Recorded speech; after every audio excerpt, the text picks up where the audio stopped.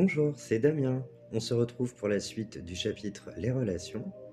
Je vais commencer la lecture et je vous souhaite une bonne écoute.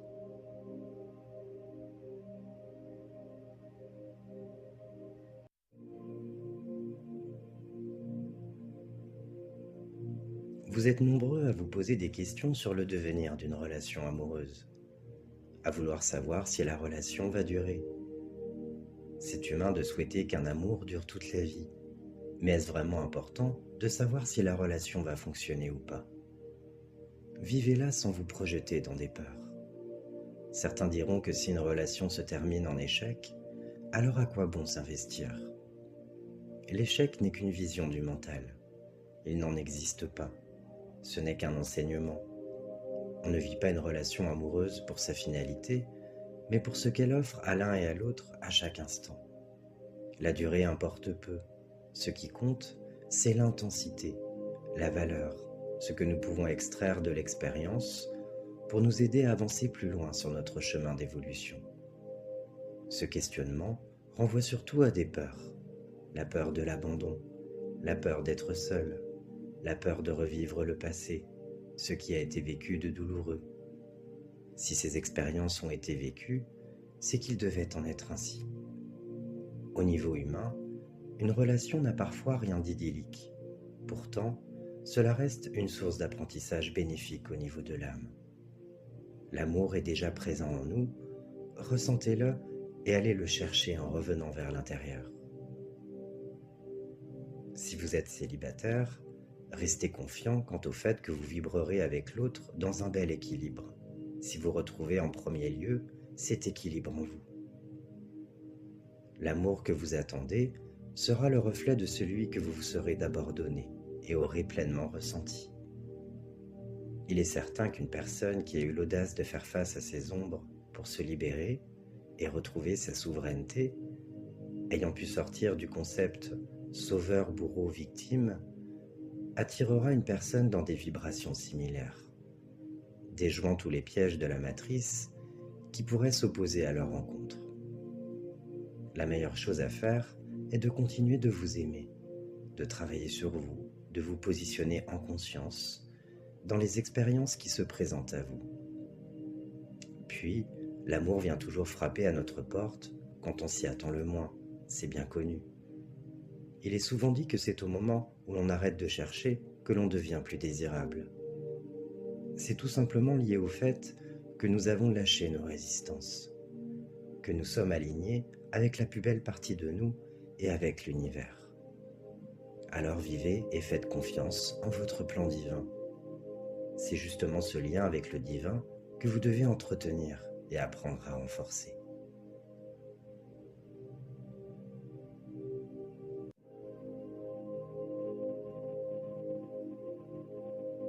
Dans la vie, il n'y a pas un amour, mais des amours.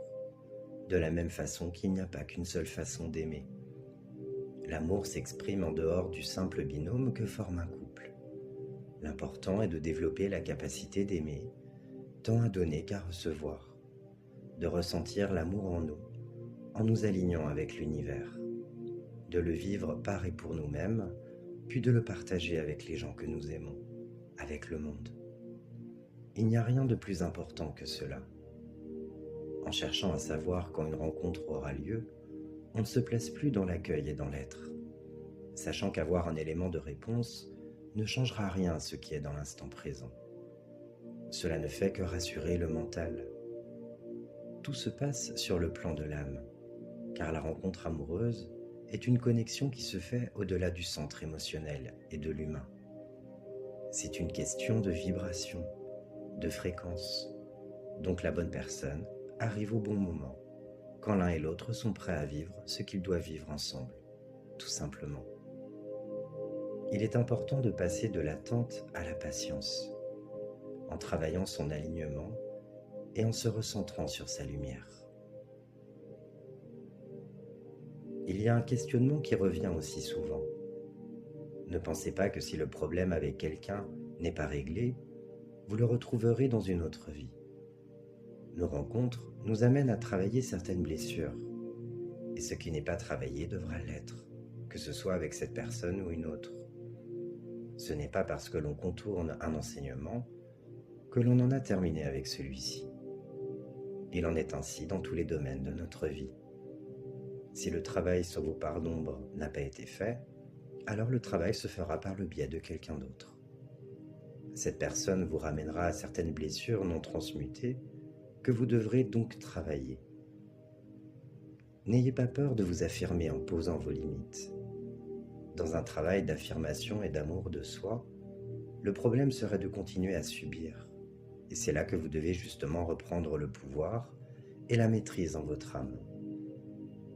Ne vous posez pas trop de questions et n'alimentez pas la peur en vous disant que vous pourriez vivre de nouveau une situation compliquée si celle-ci n'est pas réglée. Si la personne avec qui vous avez dû vous positionner n'a pas de déclic en conscience, ce n'est pas votre problème. C'est son chemin d'apprentissage et non le vôtre. Donc détachez-vous intérieurement. Ce sont ses ressentis, ses incompréhensions qui n'appartiennent qu'à elle.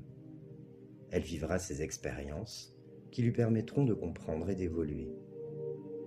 L'important est de vous positionner en fonction de ce qui vous semble juste. Restez dans l'amour et la compréhension, car chacun avance avec ses blessures, et agissez par amour pour vous-même avant tout.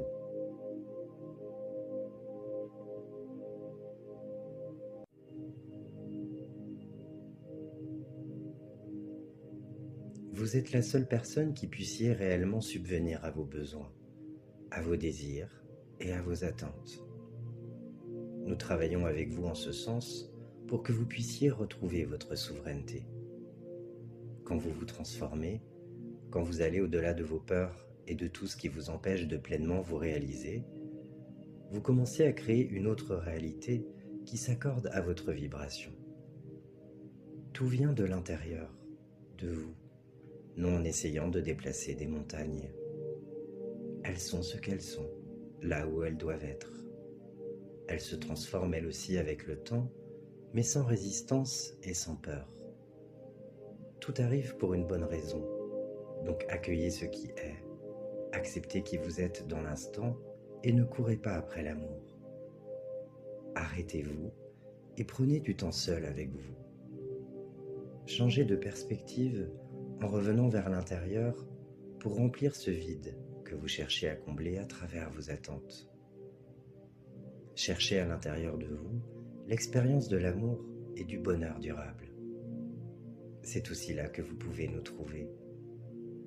Attendez tout de vous, car c'est aussi à partir de là que l'énergie d'amour circulera plus facilement entre vous et tout ce qui vous entoure. Vous ne pouvez attendre de la vie ce que vous ne lui donnez pas. Vous voulez qu'elle vous gâte, ouvrez votre cœur et soyez généreux. Vous voulez qu'elle vous respecte, posez vos limites et respectez-vous. Il est temps de ressentir votre grandeur et de vous aimer réellement, de comprendre que vous avez un beau rôle à jouer sur Terre, que vous avez votre place.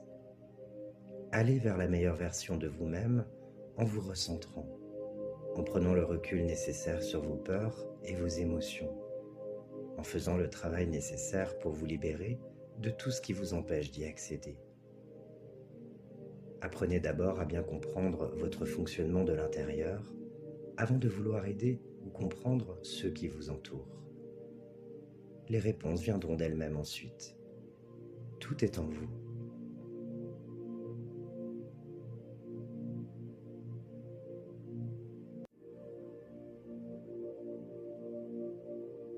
Comprenez que rien ne peut vous toucher profondément, sauf si vous l'autorisez. Il ne s'agit pas de l'autre, mais de vous. Il ne s'agit pas de l'amour que l'on vous donne ou pas, de la façon dont on peut se comporter avec vous. Il s'agit de ce qui se passe à l'intérieur de vous. Vouloir changer l'autre n'amène pas au changement dans une relation, car c'est seulement dans le changement de la perception que nous avons de nous-mêmes que notre réalité pourra changer. C'est là que réside notre pouvoir. Celui de travailler sur soi-même et ses blessures pour arrêter d'attendre, d'avoir peur et d'avoir besoin. Au sujet des relations amoureuses, Nous ne pouvons nous connecter intimement à une autre personne que si nous sommes capables d'embrasser l'unité à l'intérieur de nous. Si nous sommes prêts à nous accepter pleinement, avec notre histoire, l'ombre et la lumière de nos expériences, alors il y a de l'espace pour une autre personne avec son individualité unique. Nous n'utilisons plus l'autre personne pour nous sentir dans l'amour et en sécurité.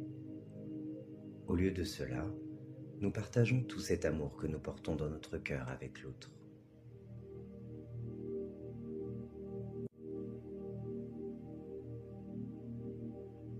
Les relations amoureuses sont les relations qui font appel au meilleur de nous-mêmes.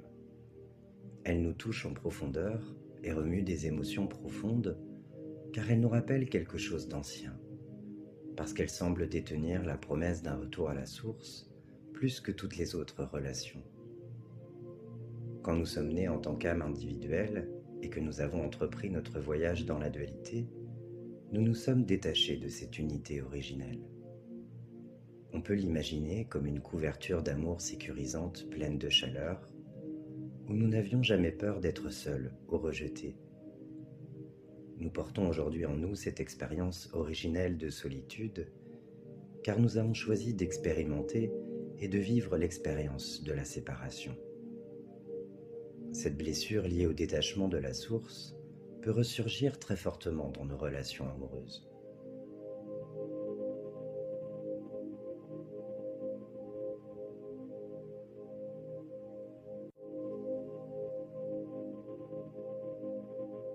Lorsque nous tombons amoureux d'une autre personne, il y a souvent une expérience intense de plaisir au début de la relation. C'est comme si quelque chose s'ouvrait tout grand à l'intérieur de nous, quelque chose qui était resté longtemps caché et qui ne pouvait s'ouvrir que par le regard de cette autre personne. L'autre réveille alors la beauté de qui nous sommes. Notre passion et notre enthousiasme pour la vie reviennent, et c'est là que nous ressentons combien nous avons à partager et combien nous pouvons être aimés. À ce moment-là, nous nous attachons bien souvent aveuglément à celui ou à celle qui a éveillé ce sentiment en nous. Cette révélation et ce sentiment d'amour envers nous autant qu'envers l'autre peuvent aussi mener peu à peu à une fuite de nous-mêmes, à mesure que nous nous focalisons entièrement sur l'autre. C'est alors que commence un conflit. Nous voudrions posséder cette part de lui ou d'elle qui nous rend si heureux. L'autre fait souvent la même chose avec nous et cela devient une lutte de pouvoir. Le meilleur que nous puissions nous donner mutuellement finit par appeler le plus bas, comme la jalousie, la dépendance. C'est une chute pénible que nous avons tous expérimentée dans la vie.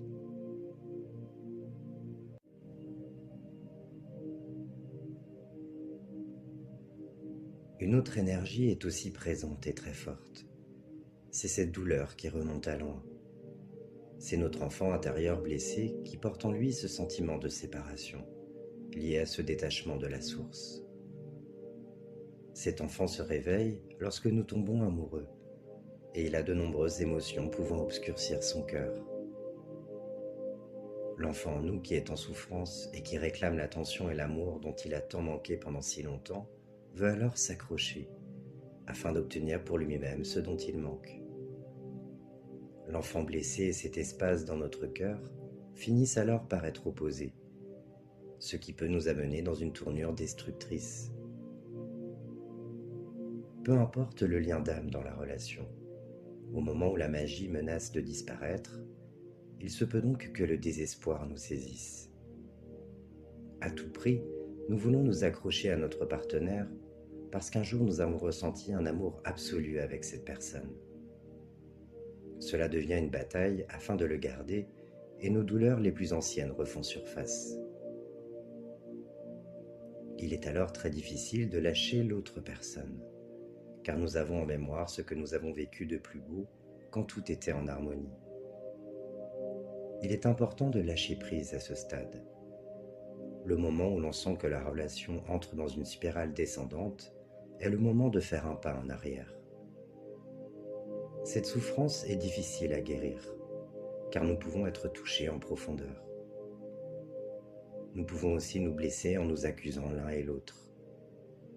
Il est important de prendre le recul nécessaire quand nous avons le sentiment que nous échappons à tout contrôle, quand nous sommes submergés par des émotions qui nous empêchent d'approcher l'autre, le cœur ouvert.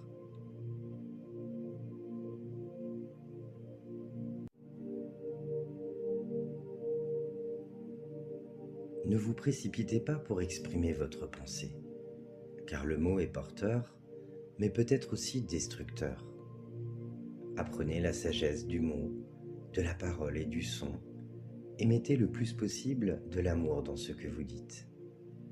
Le son et la manière d'exprimer un mot ou une phrase ont une grande importance et ont, par leur vibration, un impact sur leur destinataire. Ce n'est qu'à partir du moment où l'on arrive à se comprendre, à s'aimer et à se respecter, que l'on peut comprendre, aimer et respecter l'autre. Restez vigilant et à l'écoute de vous-même.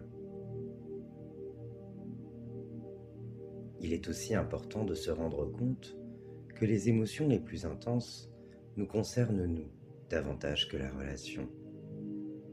La relation a déclenché ces émotions, mais celles-ci proviennent donc de causes plus profondes. Le fait de rendre quelqu'un d'autre responsable de notre souffrance et de nous attendre à ce qu'il la guérisse mène à une énorme confusion dans nos interactions.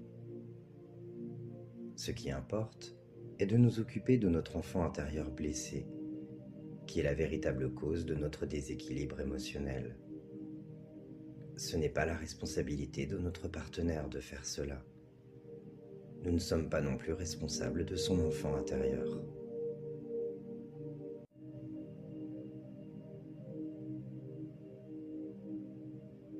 La bienveillance envers soi-même est la clé. En étant simplement nous-mêmes, en accueillant nos parts d'ombre avec calme et bienveillance, nous pourrons plus facilement accueillir notre partenaire et lui être attentifs. L'acceptation de toutes les parts de nous est le véritable amour. Et quand nous nous aimons, nous laissons surtout cette place à notre enfant intérieur blessé qui lutte. Aller vers sa conscience, se mettre à son écoute, l'entendre s'exprimer tout en posant sur lui un regard d'amour, est le seul chemin à prendre pour favoriser la guérison de nos blessures profondes et l'ouverture à l'amour inconditionnel. Il a vraiment besoin que nous revenions vers lui pour en prendre soin, car cet enfant est la mémoire de tout ce qui nous a blessés et qui n'a pas pu être exprimé. C'est donc reconnaître l'enfant qui vit en nous en lui montrant que nous pouvons être un parent aimant, attentionné. Lorsque nous nous aimons véritablement, il est donc plus facile de voir l'autre personne selon une perspective différente. On ne prend plus les choses personnellement et on arrête l'auto-sabotage. Ses actions et réactions lui appartiennent, il devient aussi plus facile de ne pas y répondre trop émotionnellement.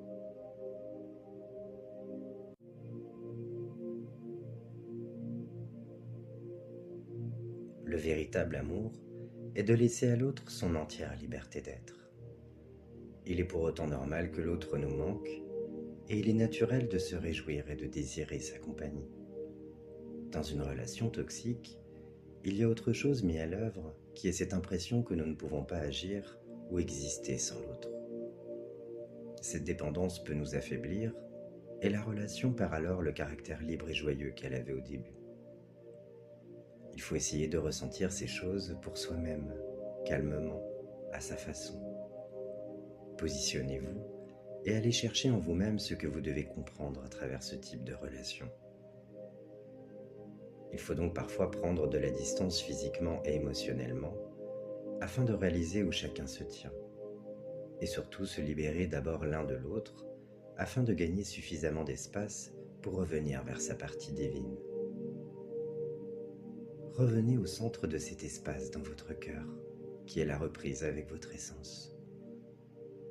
Vous n'avez pas besoin de dépendre de quelqu'un d'autre pour expérimenter cela en vous. Une blessure a pu être réveillée, mais l'amour, lui, n'a pas été blessé. Il est divin, toujours présent.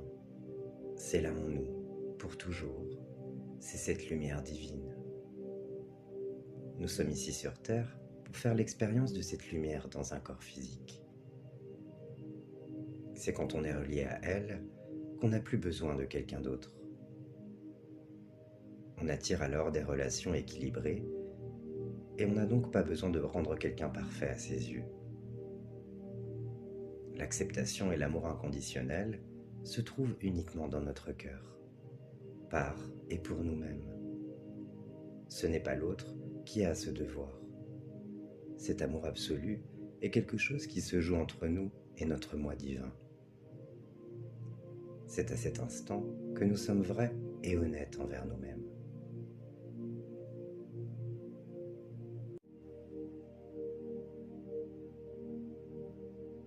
Je peux me sentir complet sans toi. Je marche sans appui. Je suis maître de mon monde, de ma réalité, et tu n'es donc pas responsable. Je ne mets pas ma vie émotionnelle entre tes mains. Mon bien-être ne dépend que de moi. Tu peux y contribuer, mais ce qui configure à ma réalisation ne viendra pas de l'extérieur.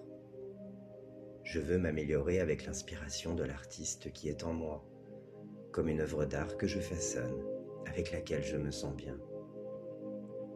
Je vis pour moi et tu dois vivre pour toi. Nous ne nous appartenons pas.